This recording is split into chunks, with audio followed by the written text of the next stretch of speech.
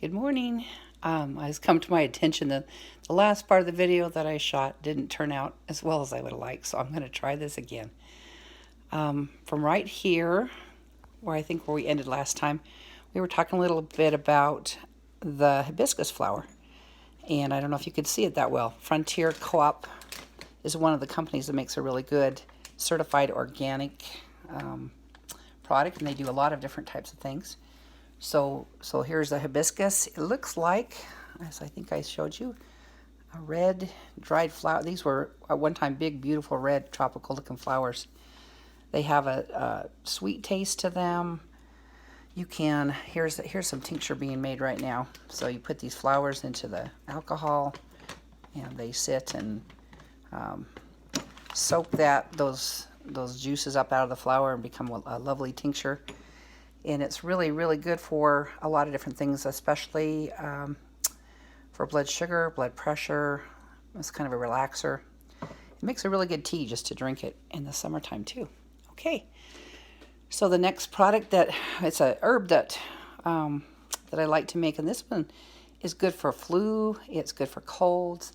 It sort of boosts your immune system. It's considered an immune system booster, an antiviral, which there aren't very many antivirals. So as we're looking to kind of boost up our immune system because of the COVID or anything else like that, we don't have any medications for virals, just available to an ordinary person. But echinacea is one of those that has been used for thousands, hundreds of years at least.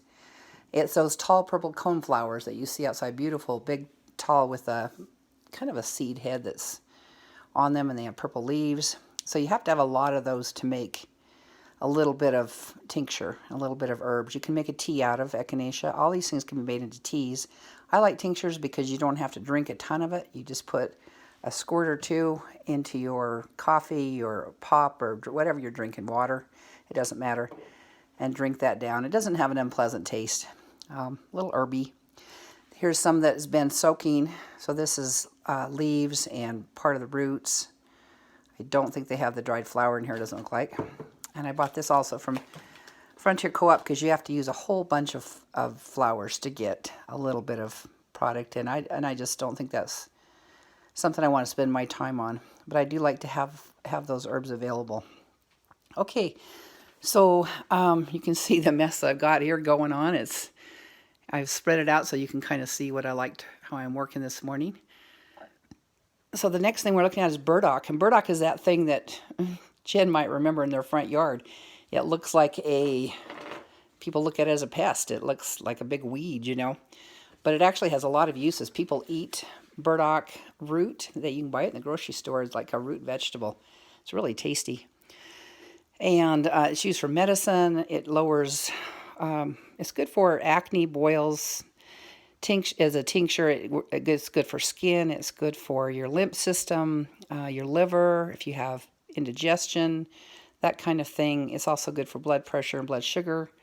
I've made some burdock tincture out of that. It's similar the way that it acts to dandelion root. And I also bought that from Frontier Co-op because I don't want a lot of burdock growing out here. It can become a pest if you're not careful with how it's grown. Most people grow it and then they pull it up after the year's over with. Alrighty, so we talked about the books.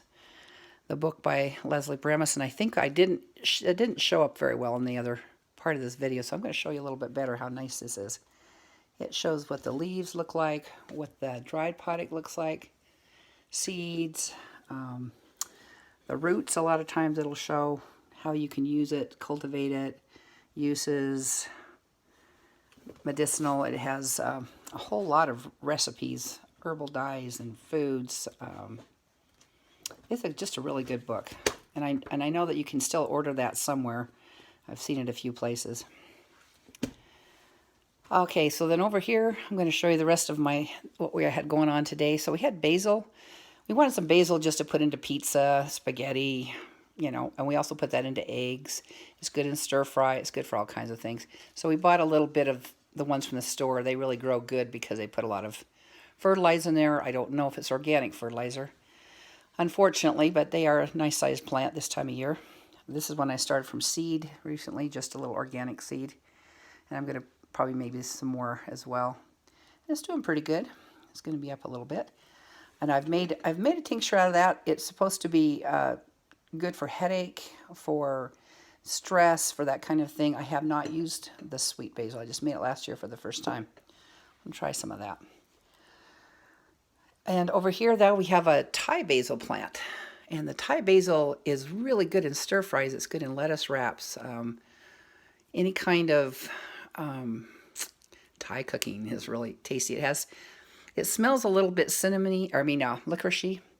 It has little flowers here. Those are edible as well. This one's pretty leggy. It's just about ready to be done with. I've just kept it for the leaves over the winter time. But I've planted a little bit right here. I don't know if you can see it, just barely coming up. They seem to be really slow growing, this Thai basil. And it's hard to find in the stores for some reason. It's a really great herb, though. This one here this is holy basil. So it's holy basil, and this is also a plant that's almost done for. I'm going to throw it out once I get these little starts. See these little starts here? I'm going to pull them up and put them into, and see if I can get those to grow. It is used as an everyday tonic to make you feel better. It helps give you energy, de-stresses, builds up your immune system. People in India call it their most holy herb. Is holy basil, or tulsi is another name for it.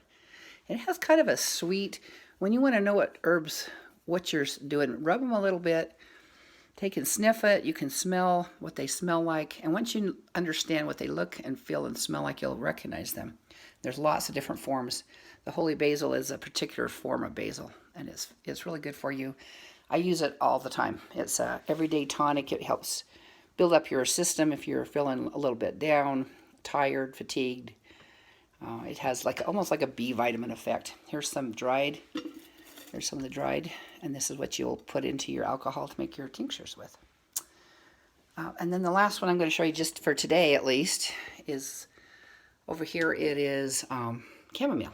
So that's what it would normally look like outside. I know that you've seen it. It smells almost like pineapple. It has a nice pineapple-y kind of smell to it.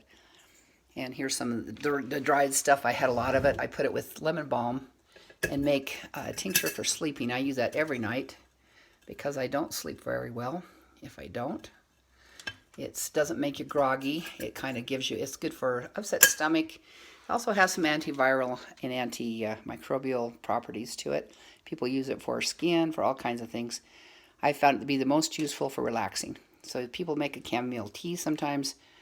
I don't want to drink a whole bunch of tea, so I'm just going to put it into a tincture and take it quick like that. And here's a little start, just getting going. I'll take that out to the garden and hopefully have some of these nice looking flowers by the middle of the summertime. And that's just about it for the day. I hope you've enjoyed this time with me, and I love you.